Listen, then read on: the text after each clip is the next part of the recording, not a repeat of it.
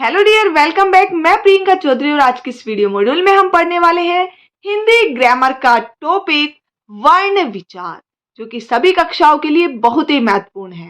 तो देखिए बेटा, परिभाषा: वह छोटी से छोटी ध्वनि जिसके और टुकड़े न किए जा सके वर्ण कहलाती है, जैसे ए, ई, उ, च, ज। तो ये सारे क्या है? ये वर्ण है, इनके और टुकड़े नहीं किए जा सकते हैं। ठीक है बेटा। अब देखिए वर्णमाला। वर्णमाला शब्द वर्ण प्लस माला शब्दों के मेल से बना है, जिसका अर्थ है वर्णों का समूह। किसी भाषा में जितने वर्णों का प्रयोग होता है उन सब से मिलकर उस भाषा की वर्णमाला बनती है। तो इस प्रकार से वर्णमाला किसे कहेंगे? वर्णों के क्रमबद्ध व व्यवस्थित समूह को वर्णमाला कहा जाता है। अब बात आती है वर्ण के कितने भेद होते हैं। तो डियर स्टूडेंट्स, वर्ण के दो भेद होते हैं। पहला होता है स्वर और दूसरा होता है व्यंजन। फर्स्ट देखिए स्वर।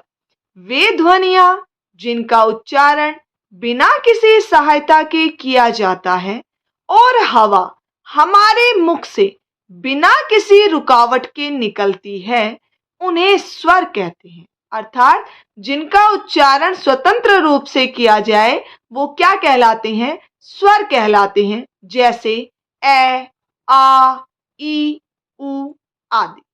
स्वरों की संख्या 11 होती है। अब बात आती है बेटा स्वरों के भेद। तो डियर स्टूडेंट, स्वरों के 3 भेद होते हैं: ह्रस्व स्वर, दीर्घ स्वर, प्लुत स्वर। जो प्लुत स्वर है बेटा, इसका यूज होता है संस्कृत में। तो स्वर के मेन रूप से तो 2 ही भेद होते हैं, एक होता है ह्रस्व स्वर, एक होता है दीर्घ स्वर। लेकिन यहां मैं आपको तीनों ही बता देती हूं। देखिए, सबसे फर्स्ट है ह्रस्व स्वर। क्या होता है इसमें? उच्चारण में सबसे कम समय लगता है। इसका दूसरा नाम मूल स्वर है, मतलब ह्रस्व स्वर को मूल स्वर भी कहा जाता है। और इनकी संख्या 4 होती है। कौन कौन सी? ए, ई, उ, री। ये चारों ही कौन से स्वर हैं? ह्रस्व स्वर हैं। अब बात आती है सेकंड हमारे दीर्घ स्वर की। तो इनके उच्चारण में ह्रस्व स्वर से दुगुना समय लगता है। और दीर्घ स्वर का दूसरा नाम संधि स्वर है और इनकी संख्या 7 होती है। आ, ई, उ, ए, आई, ओ, औ। तो देखो बेटा, ह्रस्व स्वर की संख्या 4 और दीर्घ स्वरों की संख्या 7। और मैंने अभी आपको बताया था कि हिंदी में स्वरों की संख्या कितनी होती है? 11 होती हैं। तो इस प्रकार से हमारे जो स्वर के भेद हैं वो मेन रूप से 2 ही होते हैं, एक ह्रस्व स्वर और एक दीर्घ। 4 + 7 कितने हो गए? 11। क्लियर? अब देखिए बेटा, यहां मैंने प्लुत स्वर भी लिखा हुआ है, उसको भी देख लीजिए। उच्चारण में ह्रस्व स्वर से तिगुना समय लगता है और प्लुत स्वर का प्रयोग किसी दूर खड़े व्यक्ति को पुकारने में होता है और इस स्वर का प्रयोग संस्कृत में किया जाता है। क्लियर? अब वर्ण का दूसरा भेद देखिए बेटा, व्यंजन। पहला कौन सा था? स्वर, दूसरा है व्यंजन।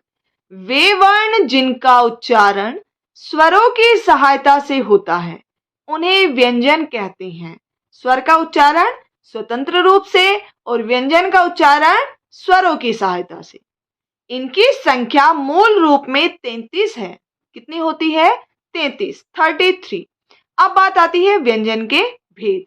तो व्यंजन के 3 भेद होते हैं: स्पर्श व्यंजन, अंतस्थ व्यंजन, ऊष्म व्यंजन। तो स्पर्श व्यंजन, इनकी संख्या होती है बेटा 25। और कहां से कहां तक होते हैं ये? कै से मै तक, मतलब पांचों वर्ग के पांचों वर्ण। तो टोटल हो गए 25। ठीक है। अंतस्थ व्यंजनों की संख्या होती है 4, य, रे, ले, वे। और ऊष्म व्यंजनों की संख्या होती है 4, श, श, स, है। तो इस प्रकार से 25, 4, 29, 29, 4, 33। तो व्यंजनों की संख्या भी कितनी होती है? 33। तो डियर स्टूडेंट्स, ये था हमारा हिंदी ग्रामर का टॉपिक वर्ण विचार। आई होप आपको क्लियर हो गया हो। तो डियर स्टूडेंट्स, यदि वीडियो अच्छी लगी हो तो इसे लाइक और शेयर करना ना भूलें। Thank you.